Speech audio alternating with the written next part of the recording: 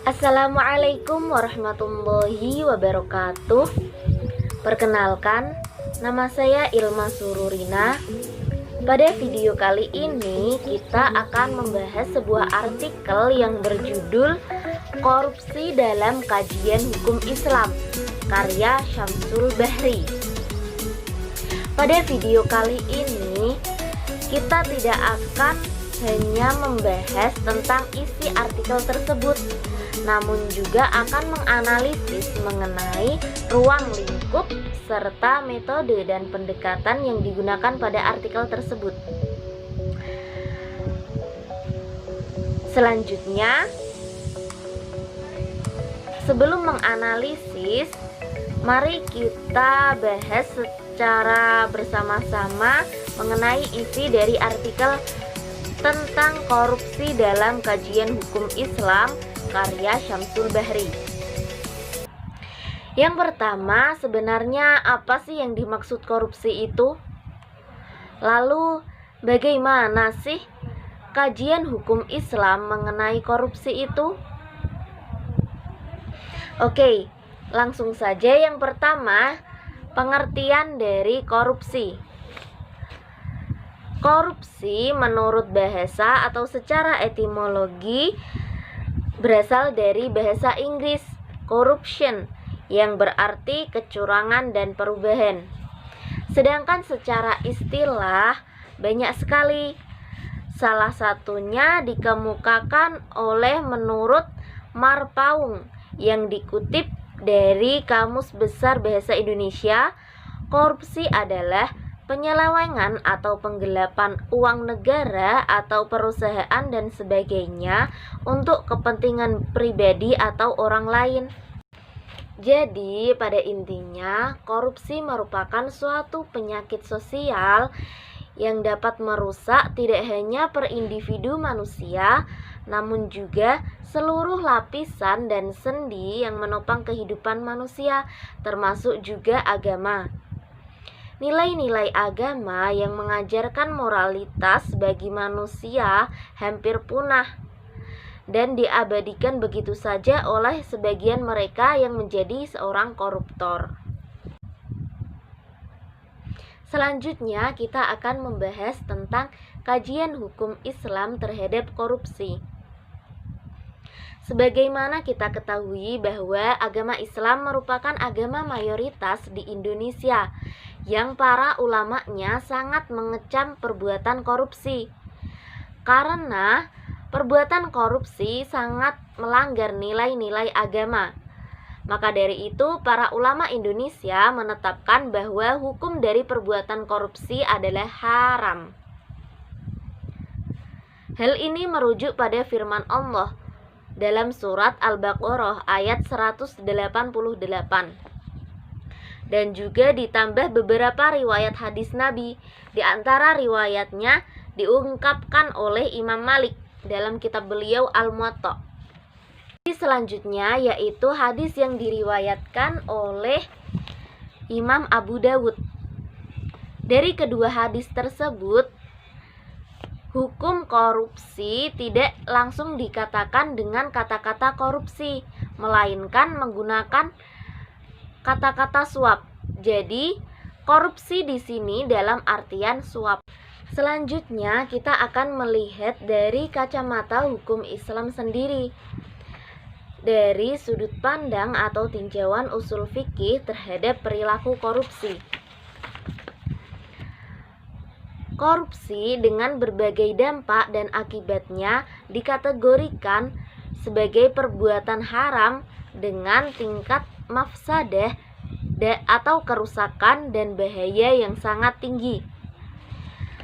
Selanjutnya, ini bisa dijadikan sebagai ilat terhadap penemuan dan pembentukan suatu hukum dalam pandangan Islam serta kemungkinan adanya sanksi berat bagi para pelakunya. Karena perilaku ini tidak hanya membahayakan per individu, melainkan juga membahayakan orang lain, terutama pada masyarakat pada umumnya.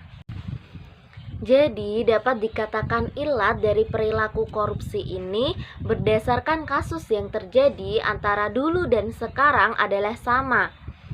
Dari kasus ini bisa dianalogikan dalam pembentukan hukumnya seperti teori atau konsep yang ditawarkan oleh Imam Syafi'i dengan kiasnya dalam mencari dan menemukan suatu hukum terhadap penyelesaian suatu kasus. Karena ilatnya sama dan adanya nas dari hadis Nabi dan firman Allah surat Al-Baqarah ayat 188 pada kasus pertama, namun menjadi berkembang pada kasus kedua yang tidak didapati nasnya seperti korupsi tadi, serta ditambah dengan tujuan syariah yaitu untuk mewujudkan kepentingan umum sebagaimana dikonsepkan oleh Imam Al-Ghazali dengan pemeliharaan 5 hal pokok, maka ditemukan suatu hukum yang jelas mengenai perilaku korupsi ini yang semakin marak dan berkembang. Dari situlah kesimpulannya, maka perbuatan korupsi dihukumi haram. Melihat dari kias kasus pertama yang ada nasnya dalam Al-Quran dan hadis Nabi, dan kasus kedua yaitu perbuatan korupsi yang dikiaskan dengan kasus pertama tadi. Kesimpulan dari artikel korupsi dalam kajian Islam yaitu Islam sebagai agama yang menjunjung tinggi nilai moral manusia yang tujuan pensyariatannya untuk perbaikan akhlak manusia sangat melarang keras perilaku-perilaku yang bertentangan dengan ajarannya. Di antaranya adalah perbuatan korupsi tadi. Perbuatan tersebut dapat merusak sistem dan nilai norma yang ada dalam masyarakat. Bahkan kemafsadatan atau kerusakannya yang harus dihilangkan sesuai dengan tujuan syariat Islam. Tetapi sebaliknya muncul dan berkembang justru di masyarakat. Sehingga dampaknya akan hilangnya kemaslahatan yang harusnya dipupuk dan dibina dalam suatu komunitas masyarakat. Maka dari itu, kita sebagai muslim dan juga warga negara Indonesia yang baik, seharusnya kita tidak mendekati perbuatan yang menjurus pada perilaku korupsi. Apalagi jangan sampai kita melakukan korupsi hingga nantinya kita menjadi seorang koruptor. Karena selain dilarang oleh negara, hal tersebut juga dilarang keras oleh agama Islam dan akan diberikan sanksi oleh negara dan juga dari Allah Subhanahu wa Ta'ala.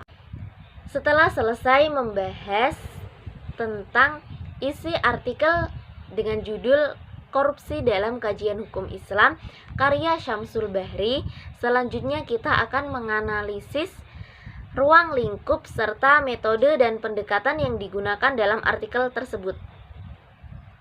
Yang pertama, kita akan menganalisis ruang lingkup artikel yang berjudul Korupsi dalam Kajian Hukum Islam. Ruang lingkup yang dibahas pada artikel ini adalah yang pertama,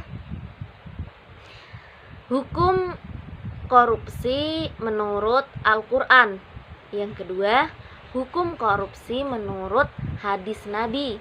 Yang ketiga, penetapan hukum korupsi dari sudut pandang usul fikih, yaitu menggunakan kias.